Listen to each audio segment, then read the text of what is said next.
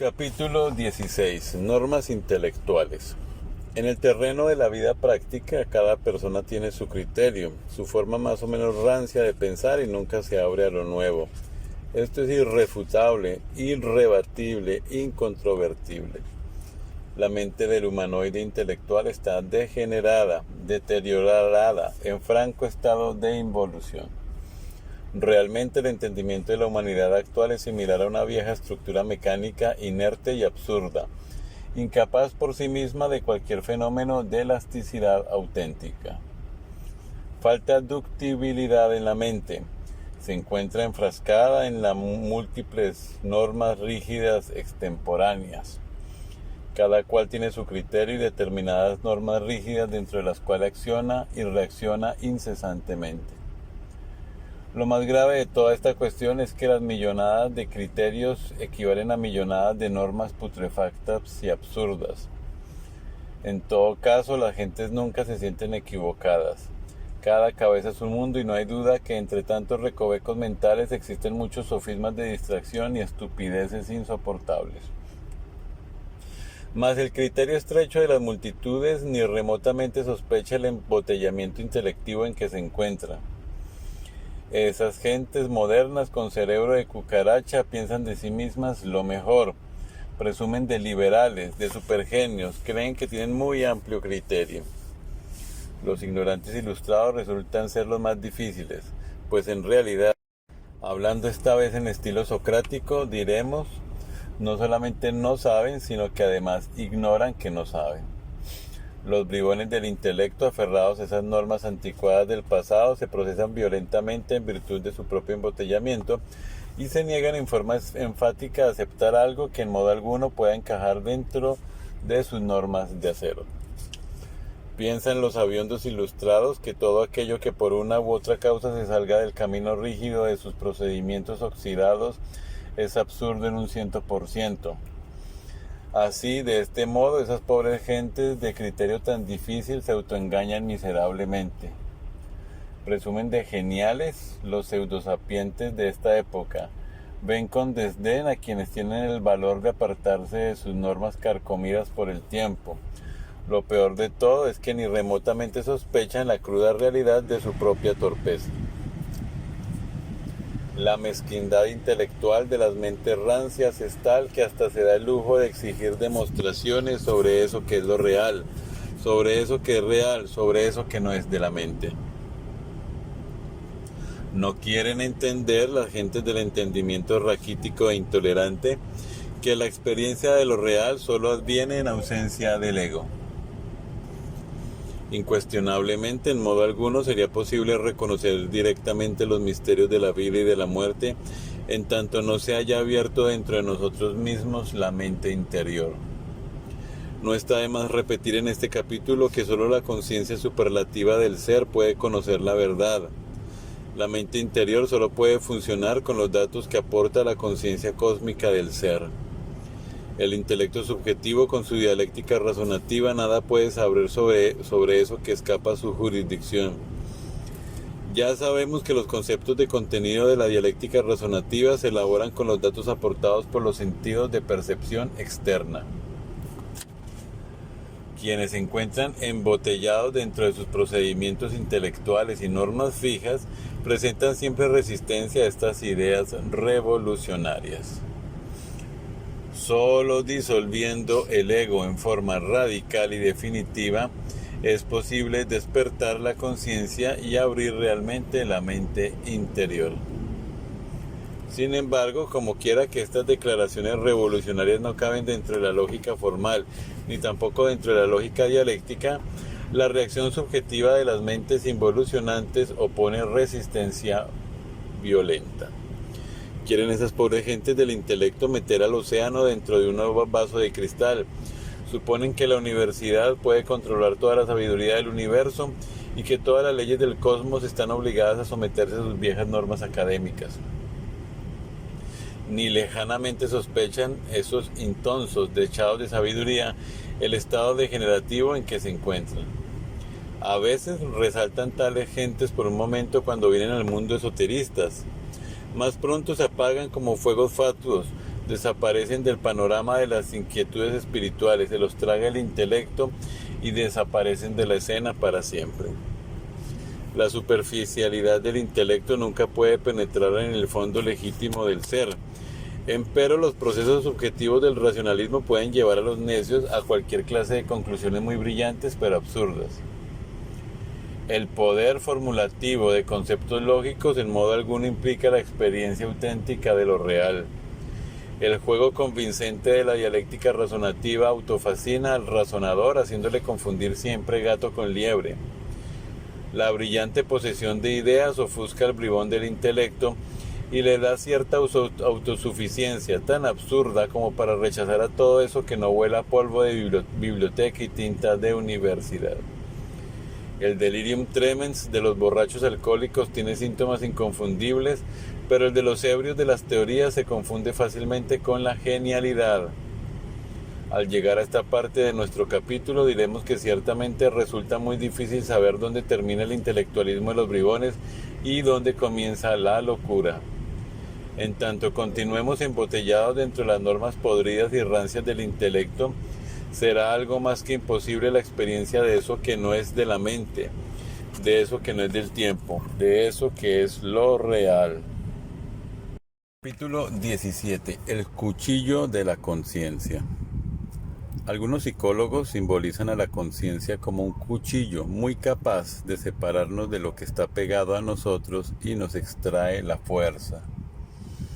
Creen tales psicólogos que la única manera de escapar al poder de tal o cual yo es observarlo cada vez con más claridad con el propósito de comprenderlo para volvernos conscientes del mismo.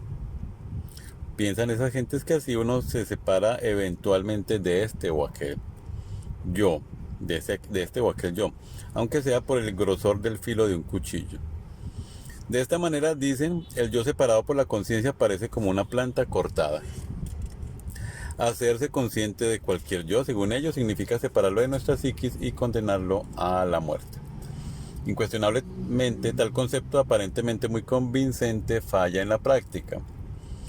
El yo que mediante el cuchillo de la conciencia ha sido cortado de nuestra personalidad, arrojado de casa como oveja negra, continúa en el espacio psicológico, se convierte en demonio tentador, insiste en regresar a casa, no se resigna tan fácilmente, de ninguna manera quiere comer el pan amargo del destierro, busca una oportunidad y al menor descuido de la guardia se acomodamente dentro de nuestra psiquis. Lo más grave es que dentro del yo desterrado se encuentra siempre embotellada cierto porcentaje de esencia, de conciencia. Todos estos psicólogos que así piensan jamás han logrado disolver ninguno de sus yoes. En realidad han fracasado. Por mucho que se intente evadir la cuestión esa del Kundalini, el problema es muy grave. En realidad, el hijo ingrato no progresa jamás en el trabajo esotérico sobre sí mismo. Obviamente, hijo ingrato es todo aquel que desprecia a Isis, nuestra divina madre cósmica, particular, individual. Isis es una de las partes autónomas de nuestro propio ser, pero derivado. La serpiente ígnea de nuestros mágicos poderes, el Kundalini. Ostensiblemente solo Isis tiene poder absoluto para desintegrar a cualquier yo. Esto es irrefutable, irrebatible, incontrovertible. Kundalini es una palabra compuesta. Kunda viene a recordarnos el abominable órgano kundartiguador. Lini es un término atlante que significa fin. Kundalini quiere decir fin del abominable órgano kundartiguador. Es pues urgente no confundir al Kundalini con el kundartiguador. Ya dijimos en un pasado capítulo que la serpiente ígnea de nuestros mágicos poderes se encuentra enroscada 3 veces y media dentro de cierto centro magnético ubicado en el hueso coxígeo, base de la espina dorsal. Cuando la serpiente sube, es el Kundalini, cuando baja es el abominable órgano kundartiguador. Mediante el tantrismo blanco, la serpiente asciende victoriosa por el canal medular espinal, despertando los poderes que divinizan. Mediante el tantrismo negro, la serpiente se precipita desde el coxis hacia los infiernos atómicos del hombre. Así es como muchos se convierten en demonios terriblemente perversos. Quienes cometen el error de atribuirle a la serpiente ascendente todas las características izquierdas y tenebrosas de la serpiente descendente, fracasan definitivamente en el trabajo sobre sí mismos. Las malas consecuencias del órgano condartiguador solo pueden ser aniquiladas con el Kundalini. No está de más aclarar que tales malas consecuencias están cristalizadas en el yo pluralizado de la psicología revolucionaria. El poder hipnótico de la serpiente descendente tiene a la humanidad sumergida en la inconsciencia. Solo la serpiente ascendente, por oposición, puede despertarnos. Esta verdad es un axioma de la sabiduría hermética. Ahora comprendemos mejor la honda significación de la palabra Kundalini. La voluntad consciente está siempre representada por la mujer sagrada, María, Isis, que aplasta la cabeza de la serpiente descendente. Declaro aquí francamente y sin ambages que la doble corriente de luz, el fuego vivo y astral de la tierra, ha sido figurado por la serpiente con cabeza de toro, de macho cabrío o de perro en los antiguos misterios. Es la doble serpiente del caduceo de Mercurio, es la serpiente tentadora del Edén, pero es también, sin la menor duda, la serpiente de cobre de Moisés, entrelazada en el Tao, es decir, en el Lingam generador. Es el macho cabrío del Sabbat y el Baphomet de los templarios gnósticos, el Gile del gnosticismo universal, la doble cola de serpiente que forma las patas del gallo solar de los Abraxas. En el Lingam negro embutido en el yoni metálico, símbolos del dios Shiva, la divinidad hindú, está la clave secreta para despertar y desarrollar la serpiente ascendente o Kundalini, a condición de no derramar jamás en la vida el vaso de Hermes Trismegisto, el 3 veces grande dios Ibis de Tot. Hemos hablado entre líneas para quienes sepan entender. Quien tenga entendimiento, que entienda, porque aquí hay sabiduría.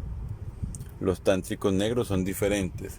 Ellos despiertan y desarrollan el abominable órgano kundartiguador, la serpiente tentadora del Edén, cuando cometen en sus ritos el crimen imperdonable de derramar el vino sagrado. Capítulo 18. El país psicológico.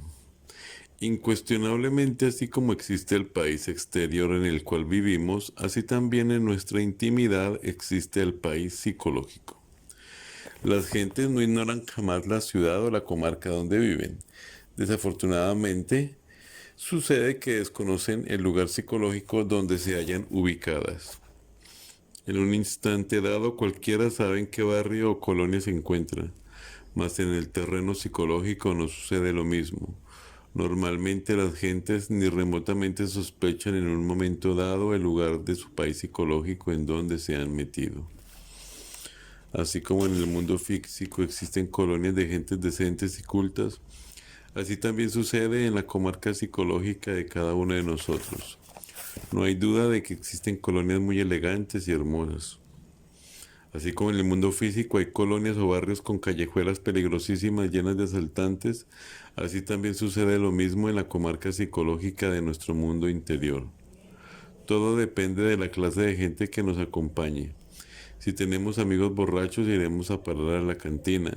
Y si estos últimos son calaveras, indubitablemente nuestro destino estará en los prostíbulos. Dentro de nuestro país psicológico, cada cual tiene sus acompañantes, sus yoes. Estos lo llevan a uno a donde deben llevarlo de acuerdo con sus características psicológicas. Una dama virtuosa y honorable, magnífica esposa de conducta ejemplar, viviendo en una hermosa mansión en el mundo físico, debido a sus yoes lujuriosos, podría estar ubicada en antros de prostitución dentro de su país psicológico. Un caballero honorable, de honradez intachable, magnífico ciudadano, podría dentro de su comarca psicológica encontrarse ubicado en una cueva de ladrones debido a sus pésimos acompañantes, yoes del robo muy sumergidos dentro del inconsciente. Un anacoreta y penitente, posiblemente un monje azul viviendo austero dentro de su celda en algún monasterio, podría psicológicamente encontrarse ubicado en una colonia de asesinos, pistoleros, atracadores, drogadictos, debido precisamente a yoes infraconscientes o inconscientes, sumergidos profundamente entre los recovecos más difíciles de su psiquis. Por algo se nos ha dicho que hay mucha virtud en los malvados y que hay mucha maldad en los virtuosos. Muchos santos canonizados aún viven todavía dentro de los antros psicológicos del robo o en casas de prostitución. Eso que estamos afirmando en forma enfática podría escandalizar a los mojigatos, a los pietistas, a los ignorantes ilustrados, a los desechados de sabiduría, pero jamás a los verdaderos psicólogos. Aunque parezca increíble, entre el incienso de la oración también se esconde el delito. Entre las cadencias del verso también se esconde el delito. Bajo la cúpula sagrada de los santuarios más divinos, el delito se reviste con la túnica de la santidad y la palabra sublime. Entre los fondos profundos de los santos más venerables viven los yoes del prostíbulo, el robo, del homicidio, etc. Acompañantes infrahumanos escondidos entre las insondables profundidades del inconsciente. Muchos sufrieron por tal motivo los diversos eventos de la historia. Recordemos las tentaciones de San Antonio, todas aquellas abominaciones contra las que tuvo que luchar nuestro hermano Francisco de Asís. Sin embargo, no todo lo dijeron esos santos y la mayor parte de los anacoretas callaron. Uno se asombra a pensar que algunos anacoretas, penitentes y santísimos vivan en las colonias psicológicas de la prostitución y del robo. Pero son santos y si todavía no han descubierto esas cosas espantosas de su psiquis, cuando les descubran usarán silicio sobre su carne, ayunarán, posiblemente se azotarán y rogarán a su divina madre Kundalini elimine de su psiquis esos malos acompañantes que en esos antros tenebrosos de su propio país psicológico los tienen metidos. Mucho han dicho las distintas religiones sobre la vida después de la muerte y el más allá. Que no se devanen más los pobres gentes sobre lo que hay allá del otro lado, más allá del sepulcro. Incuestionablemente, después de la muerte, cada cual continúa viviendo en la colonia psicológica de siempre. El ladrón en los antros de los ladrones continuará. El lujurioso en las casas de cita proseguirá como fantasma de mal agüero. El iracundo, el furioso, seguirá viviendo en las callejuelas peligrosas del vicio y de la ira. Allí también donde brilla el puñal y suenan los tiros de las pistolas. La esencia en sí misma es muy hermosa. Vino de arriba, de las estrellas, y desgraciadamente está metida dentro de todos estos yoes que llevamos dentro. El ladrón en los antros de los ladrones continuará. Por oposición, la esencia puede desandar el camino, regresar al punto de partida original, volver a las estrellas, mas debe liberarse primero de sus malos acompañantes que la tienen metida en los suburbios de la perdición. Cuando Francisco de Asís y Antonio de Padua, insignes maestros cristificados, descubrieron dentro de su interior los yoes de la perdición, sufrieron lo indecible y no hay duda de que a base de trabajos conscientes y padecimientos voluntarios lograron reducir a polvareda cósmica todo ese conjunto de elementos inhumanos que en su interior vivían. Incuestionablemente esos santos se cristificaron y regresaron al punto de partida original después de haber sufrido mucho. Ante todo es necesario, es urgente, inaplazable que el centro magnético que en forma normal tenemos establecido en nuestra falsa personalidad sea transferido a la esencia. Así podrá iniciar el hombre completo su viaje desde la personalidad hasta las estrellas, ascendiendo en forma didáctica progresiva de grado en grado por la montaña del ser. En tanto continúa el centro magnético establecido en nuestra personalidad ilusoria, viviremos en los antros psicológicos más abominables, aunque en la vida práctica seamos magníficos ciudadanos. Cada cual tiene un centro magnético que le caracteriza. El comerciante tiene el centro magnético del comercio y por ello se desenvuelve en los mercados y atrae lo que es afín, compradores y mercaderes. El hombre de ciencia tiene en su personalidad el centro magnético de la ciencia y por ello trae hacia sí todas las cosas de la ciencia, libros, laboratorios, etc. El esoterista tiene en sí mismo el centro magnético del esoterismo y como quiera que esta clase de centro se torna diferente a las cuestiones de la personalidad, indubitablemente se sucede por tal motivo la transferencia. Cuando el centro magnético se establece en la conciencia, es decir, en la esencia, entonces se inicia el regreso del hombre total a las estrellas. Capítulo 19. Las drogas. El desdoblamiento psicológico del hombre nos permite evidenciar el crudo realismo de un nivel superior en cada uno de nosotros.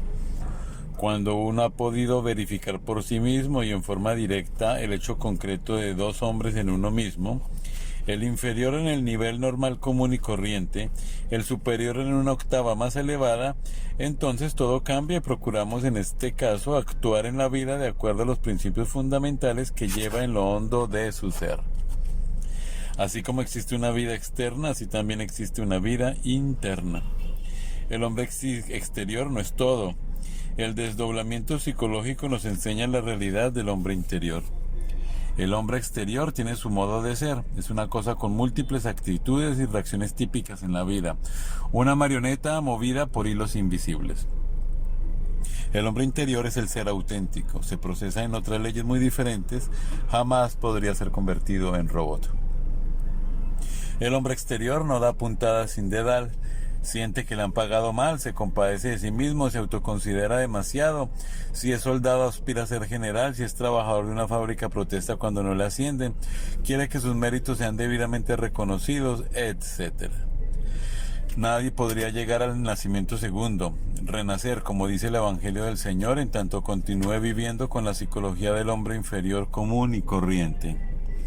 Cuando uno reconoce su propia navidad y miseria interior, cuando tiene el valor de revisar su vida, indudablemente viene a saber por sí mismo que de ninguna manera posee méritos de ninguna especie. Bienaventurados los pobres de espíritu, porque ellos recibirán el reino de los cielos. Pobres de espíritu o indigentes del espíritu son realmente aquellos que reconocen su propia navidad, desvergüenza y miseria interior. Esa clase de seres incuestionablemente reciben la iluminación. Más fácil pasa un camello por el hueco de una aguja que un rico entrar en el reino de los cielos. Es ostensible que la mente enriquecida por tantos méritos, condecoraciones y medallas, distinguidas virtudes sociales y complicadas teorías académicas, no es pobre de espíritu y por ende nunca podría entrar en el reino de los cielos. Para entrar al reino se hace impostergable el tesoro de la fe. En tanto no se haya producido en cada uno de nosotros el desdoblamiento psicológico, la fe resulta algo más que imposible. La fe es el conocimiento puro, la sabiduría experimental directa. La fe fue siempre confundida con las vanas creencias. Los gnósticos no debemos caer jamás en tan grave error. La fe es experiencia directa de lo real, vivencia magnífica del hombre interior, cognición divinal auténtica.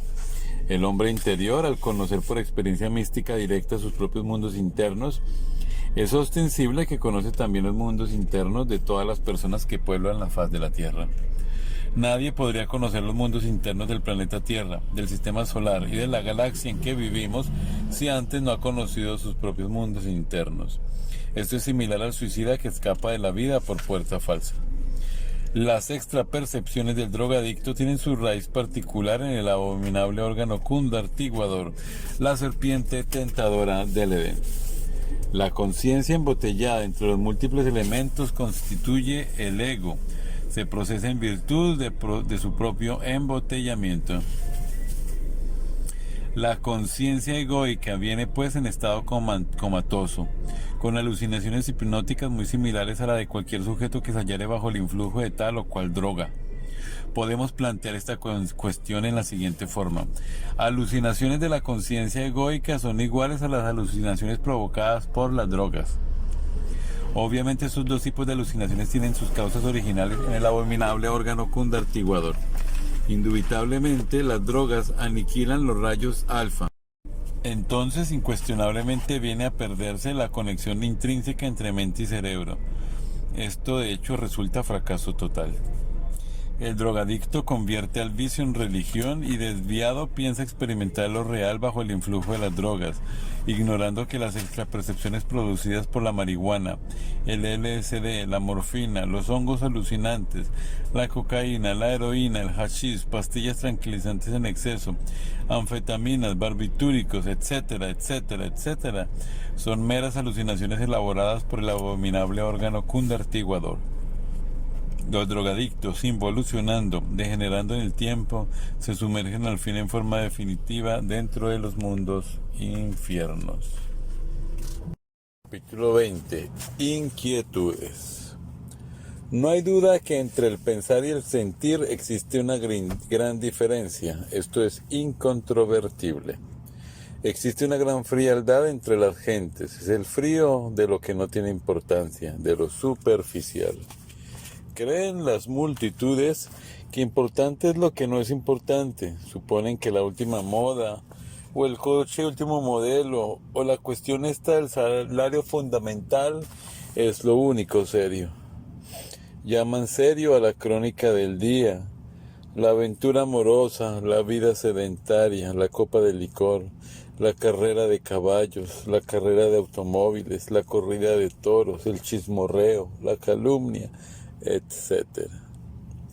Obviamente cuando el hombre del día o la mujer del salón de belleza escuchan algo sobre esoterismo, como quieran que esto no está en sus planes, ni en sus tertulias, ni en sus placeres sexuales, responden con un no sé qué de frialdad espantosa o sencillamente retuercen la boca, levantan los hombros y se retiran con indiferencia. Esa apatía psicológica, esa frialdad que espanta tiene dos basamentos. Primero, la ignorancia más tremenda. Segundo, la ausencia más absoluta de inquietudes espirituales. Falta un contacto, un choque eléctrico. Nadie lo dio en la tienda, tampoco entre lo que se creía serio, ni mucho menos en los placeres de la cama. Si alguien fuera capaz de darle al frío imbécil o a la superficial mujercita el toque eléctrico del momento, el chispazo del corazón, alguna reminiscencia extraña, un no sé qué demasiado íntimo, tal vez entonces todo sería distinto.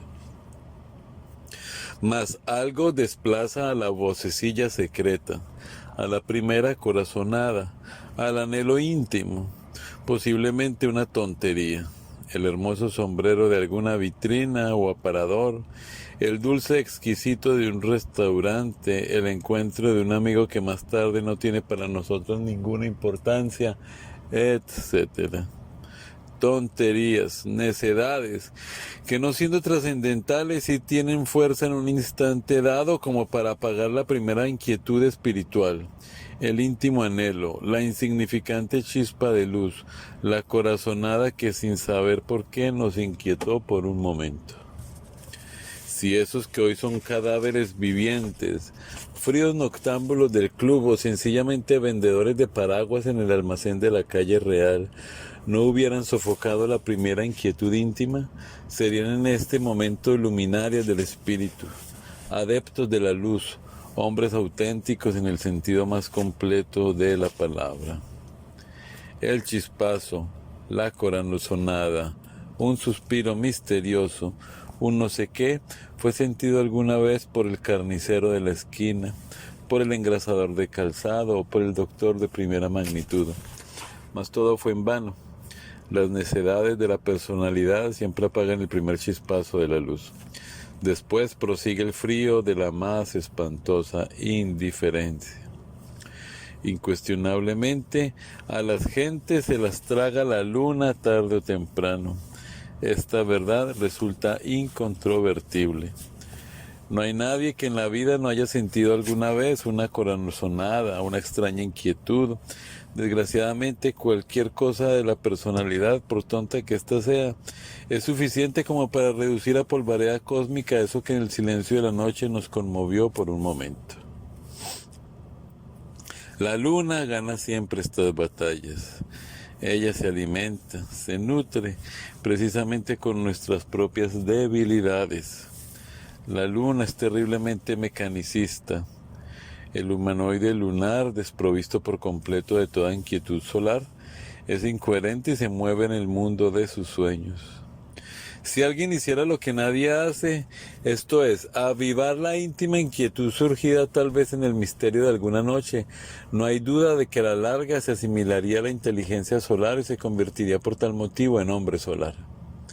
Eso es precisamente lo que el sol quiere, pero a estas sombras lunares tan frías, apáticas e indiferentes siempre se las traga la luna. Después viene la igualación de la muerte. La muerte iguala todo. Cualquier cadáver viviente desprovisto de inquietudes solares degenera terriblemente en forma progresiva hasta que la luna lo devora. El sol quiere crear hombres, está haciendo ese ensayo en el laboratorio de la naturaleza. Desgraciadamente tal experimento no le ha dado muy buenos resultados. La luna se traga a la gente. Sin embargo, esto que estamos diciendo no le interesa a nadie, mucho menos a los ignorantes ilustrados.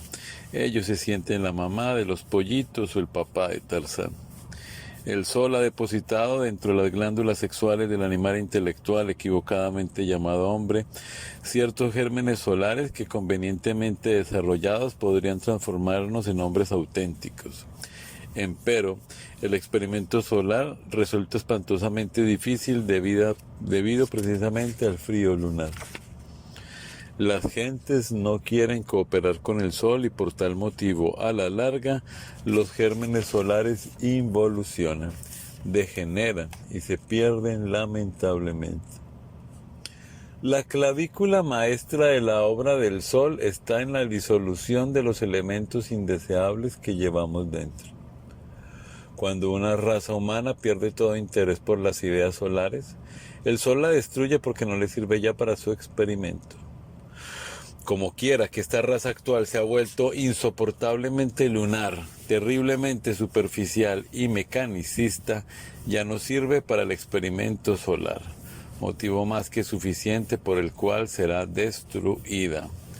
Para que haya inquietud espiritual continua, se requiere pasar el centro magnético de gravedad a la esencia, a la conciencia.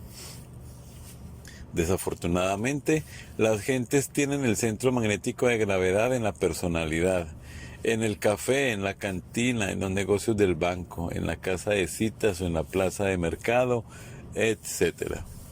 Obviamente todas estas son las cosas de la personalidad y el centro magnético de la misma atrae a todas estas cosas. Esto es incontrovertible y cualquier persona que tenga sentido común puede verificarlo por sí misma y en forma directa.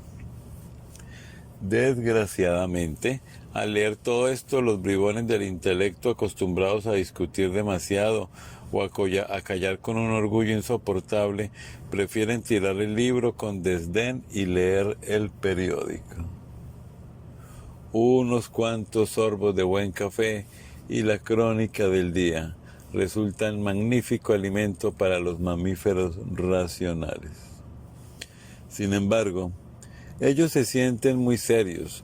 Indubitablemente sus propias sabiondeces los tienen alucinados y estas cosas de tipo solar escritas en este libro insolente les molesta demasiado. No hay duda de que los ojos bohemios de los homúnculos de la razón no se atreverían a continuar con el estudio de esta obra. Título 21. Meditación.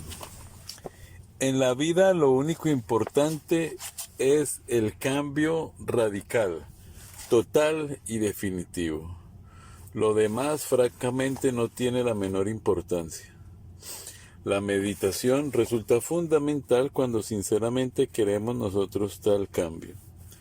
En modo alguno deseamos la meditación intrascendente, superficial y vana.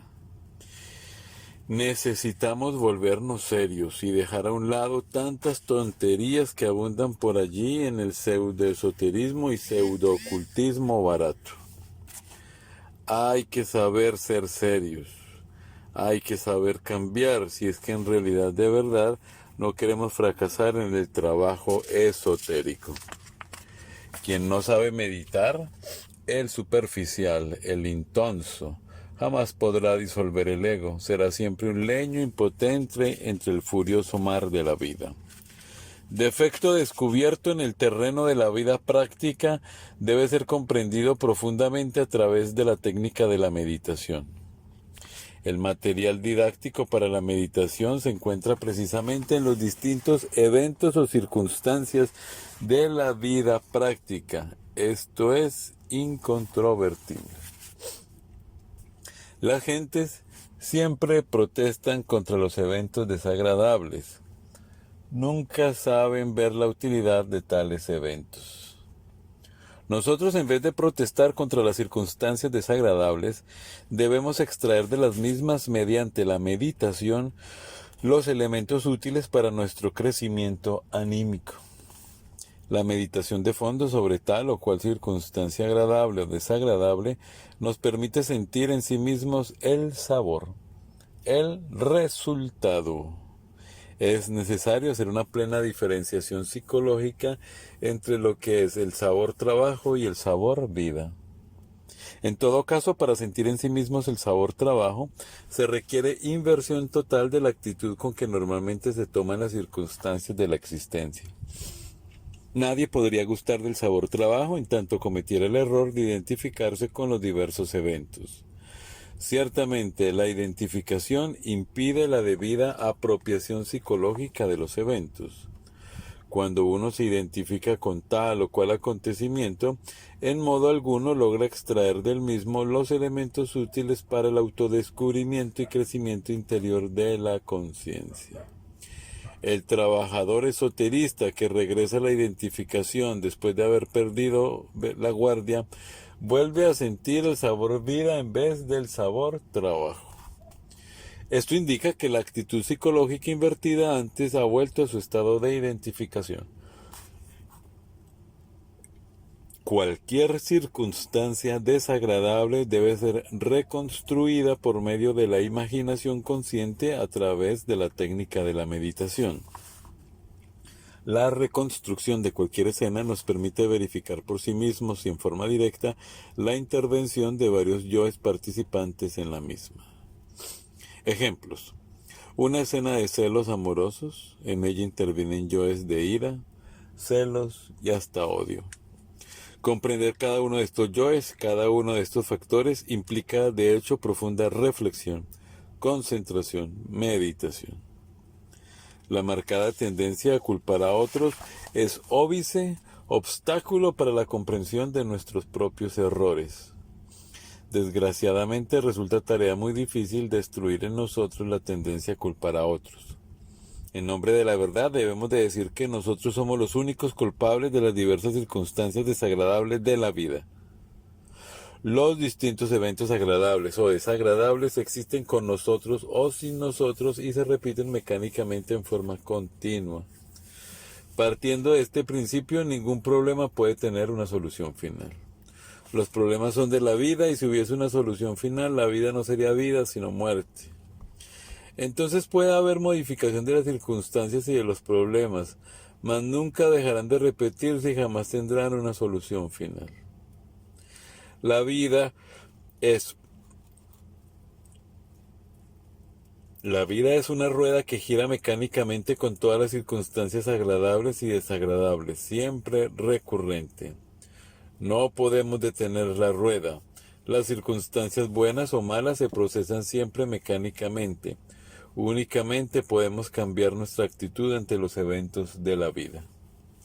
Conforme nosotros aprendamos a extraer el material para la meditación de entre las mismas circunstancias de la existencia, nos iremos autodescubriendo. En cualquier circunstancia agradable o desagradable existen diversos yoes que deben ser comprendidos íntegramente con la técnica de la meditación. Esto significa que cualquier grupo de yoes interviniendo en tal o cual drama, comedia o tragedia de la vida práctica, después de haber sido comprendido integralmente, deberá ser eliminado mediante el poder de la Divina Madre Kundalini. A medida que hagamos uso del sentido de la observación psicológica, esto último también se irá desarrollando maravillosamente. Entonces podremos percibir a los yoes durante el trabajo de la meditación. Resulta interesante percibir interiormente no solamente los yoes antes de haber sido trabajados, sino también durante todo el trabajo. Cuando estos yoes son decapitados y desintegrados, sentimos un gran alivio, una gran dicha. Capítulo 22. Retorno y recurrencia. Un hombre es lo que es su vida. Si un hombre no trabaja sobre su propia vida, está perdiendo el tiempo miserablemente. Solo eliminando los elementos indeseables que en nuestro interior cargamos, podemos hacer de nuestra vida una obra maestra. La muerte es el regreso al principio de la vida, con la posibilidad de repetirla nuevamente en el escenario de una nueva existencia. Las diversas escuelas de tipo pseudo-esoterista y pseudo-ocultista sostienen la teoría eterna de las vidas sucesivas. Tal concepto está equivocado. La vida es una película. Concluida la proyección, enrollamos la cinta en su carreta y nos la llevamos para la eternidad. El reingreso existe, el retorno existe. Al volver a este mundo proyectamos sobre el tapete de la existencia la misma película, la misma vida. Podemos sentar la tesis de existencias sucesivas, mas no de vidas sucesivas, porque la película es la misma. El ser humano tiene un 3% de esencia libre y un 97% de esencia embotellada entre los yoes. Al retornar, el 3% de esencia libre impregna totalmente al huevo fecundado. Incuestionablemente continuamos en la semilla de nuestros descendientes. Personalidad es diferente, no existe ningún mañana para la personalidad del muerto. Esta última se va disolviendo lentamente en el panteón o cementerio. En el recién nacido solo se haya reincorporado el pequeño porcentaje de esencia libre. Esto da a la criatura autoconciencia y belleza interior. Los diversos yoes que retornan dan vueltas alrededor del recién nacido, van y vienen libremente por doquiera. Quisieran meterse dentro de la máquina orgánica, mas esto no es posible en tanto no se haya creado una nueva personalidad. Conviene saber que la personalidad es energética y que se forma con la experiencia a través del tiempo. Escrito está que la personalidad ha de crearse durante los primeros 7 años de la infancia y que posteriormente se robustece y fortifica con todas las experiencias de la vida práctica. Los yoes empiezan a intervenir dentro de la máquina orgánica y poco a poco, a medida que la nueva personalidad se va creando. La muerte es una resta de quebrados. Terminada la operación matemática, lo único que continúa son los valores. Esto es, los yoes buenos y malos, útiles e inútiles, positivos y negativos. Los valores en la luz astral se atraen y repelen entre sí de acuerdo con las leyes de la imantación universal. Nosotros somos puntos matemáticos en el espacio que servimos de vehículos a determinadas sumas de valores. Dentro de la humana personalidad de cada uno de nosotros existen siempre estos valores que sirven de basamento a la ley de recurrencia. Todo vuelve a ocurrir tal como sucedió, más el resultado o consecuencias de nuestras acciones precedentes. Como quiera que dentro de cada uno de nosotros existen muchos yoes de vidas precedentes, podemos afirmar en forma enfática que cada uno de aquellos es una persona distinta. Esto nos invita a comprender que dentro de cada uno de nosotros viven muchísimas personas con distintos compromisos. Dentro de la personalidad de un ladrón existe una verdadera cueva de ladrones. Dentro de la personalidad de un homicida existe todo un club de asesinos. Dentro de la personalidad de un lujurioso existe una casa de citas. Dentro de la personalidad de cualquier prostituta existe todo un prostíbulo, etc. Cada una de esas personas que dentro de nuestra propia personalidad cargamos tiene sus problemas y sus compromisos. Gente viviendo dentro de la gente, personas viviendo dentro de las personas. Esto es irrefutable, irrebatible. Lo grave de todo esto es que cada uno de esas personas o yoes que dentro de nosotros vive, viene de antiguas existencias y tiene determinados compromisos. El yo que en la pasada existencia tuvo una aventura amorosa a la edad de los 30 años, en la nueva existencia guardará tal edad para manifestarse y llegado el momento buscará a la persona de sus ensueños. Se pondrá en contacto telepático con la misma y al final vendrá el reencuentro y la repetición de la escena. El yo que a la edad de 40 años tuvo un pleito por bienes materiales, en la nueva existencia guardará tal edad para repetir la misma comidilla. El yo que a la edad de 25 años se peleó con otro hombre en la cantina o en el bar, aguardará en la nueva existencia la nueva edad de 25 años para buscar a su verdadero adversario y repetir la tragedia. Se buscan entre sí los yoes de uno y otro sujeto mediante las ondas telepáticas y luego se reencuentran para repetir mecánicamente lo mismo. Esta es realmente la mecánica de la ley de recurrencia. Esta es la tragedia de la vida. A través de millares de años, los diversos personajes se reencuentran para revivir los mismos dramas, comedias y tragedias. La persona humana no es más que una máquina al servicio de estos yoes con tantos compromisos. Lo peor de toda esta cuestión es que todos estos yoes compromisos de la gente que llevamos en nuestro interior se cumplen sin que nuestro entendimiento tenga previamente alguna información. Nuestra personalidad humana en este sentido parece un carro arrastrado por múltiples caballos. Hay vidas de exactísima repetición, recurrentes existencias que nunca se modifican. En modo alguno podrían repetirse las comedias, dramas y tragedias de la vida sobre la pantalla de la existencia si no existiesen actores. Los actores de todas estas escenas son los yoes que en nuestro interior cargamos y que vienen de antiguas existencias. Si nosotros desintegramos a los yoes de la ira, las escenas trágicas de la violencia concluyen inevitablemente. Si nosotros reducimos a polvareda cósmica a los agentes secretos de la codicia, los problemas de la misma finalizarán totalmente. Si nosotros aniquilamos a los yoes de la lujuria, las escenas del prostíbulo y de la morbosidad finalizan. Si nosotros reducimos a ceniza los personajes secretos de la envidia, los eventos de la misma concluirán radicalmente. Si nosotros matamos a los yoes del orgullo, de la vanidad, del engreimiento, de la autoimportancia, las escenas ridículas de estos defectos finalizarán por falta de actores. Si nosotros eliminamos de nuestra psique los factores de la pereza, de la inercia y de la flojera, las horripilantes escenas de esta clase de defectos no podrán repetirse por falta de actores. Si nosotros pulverizamos los yoes asqueantes de la gula, de la glotonería, finalizarán los banqueteos, las borracheras, etc., por falta de actores. Como quiera que estos múltiples yoes se procesen lamentablemente en los distintos niveles del ser, se hace necesario conocer sus causas, su origen y los procedimientos crísticos que finalmente habrán de conducirnos a la muerte del mí mismo y a la liberación final.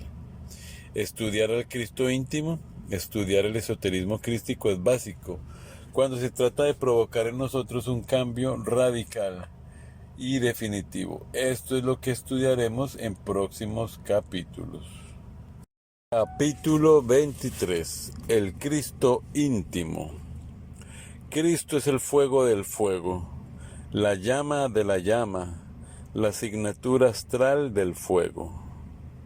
Sobre la cruz del mártir del Calvario está definido el misterio del Cristo con una sola palabra que consta de 4 letras: INRI, Ignis Natura Renovatur Integram. El fuego renueva incesantemente la naturaleza. El advenimiento del Cristo en el corazón del hombre nos transforma radicalmente. Cristo es el logo solar, unidad múltiple perfecta. Cristo es la vida que palpita en el universo entero. Es lo que siempre ha sido y lo que siempre será. Mucho se ha dicho sobre el drama cósmico. Incuestionablemente este drama está formado por los 4 evangelios. Se nos ha dicho que el drama cósmico fue traído por los Elohim a la tierra. El gran señor de la Atlántida representó ese drama en carne y hueso. El gran Kabir Jesús también hubo de representar el mismo drama públicamente en la Tierra Santa. Aunque Cristo nazca 1000 veces en Belén, de nada sirve si no nace en nuestro corazón también. Aunque hubiese muerto y resucitado al tercer día de entre los muertos, de nada sirve eso si no muere y resucita en nosotros también. Tratar de descubrir la naturaleza y la esencia del fuego es tratar de descubrir a Dios, cuya presencia real siempre se ha revelado bajo la apariencia ígnea. La zarza ardiente, Éxodo 3:2, y el incendio del Sinaí a raíz del otorgamiento del Decálogo, Éxodo 9:18, son 2 manifestaciones por las que Dios apareció a Moisés. Bajo la figura de un ser de jaspe y sardónico de color de llama, sentado en un trono incandescente y fulgurante, San Juan describe al dueño del universo. Apocalipsis 4:3-5. Nuestro Dios es un fuego devorador, escribe San Pablo en su epístola a los Hebreos. El Cristo íntimo, El fuego celestial debe nacer en nosotros y nace en realidad cuando hemos avanzado bastante en el trabajo psicológico. El Cristo íntimo debe eliminar de nuestra naturaleza psicológica las mismas causas de error, los yoes causas. No sería posible la disolución de las causas del ego en tanto el Cristo íntimo no haya nacido en nosotros. El fuego viviente y filosofal. El Cristo íntimo es el fuego del fuego, lo puro de lo puro. El fuego nos envuelve y nos baña por todas partes. Viene a nosotros por el aire, por el agua y por la misma tierra que son sus conservadores y sus diversos vehículos. El fuego celestial debe cristalizar en nosotros. Es el Cristo íntimo, nuestro Salvador interior profundo. El Señor íntimo debe hacerse cargo de toda nuestra psiquis, de los 5 cilindros de la máquina orgánica, de todos nuestros procesos mentales, emocionales, motores, instintivos, sexuales.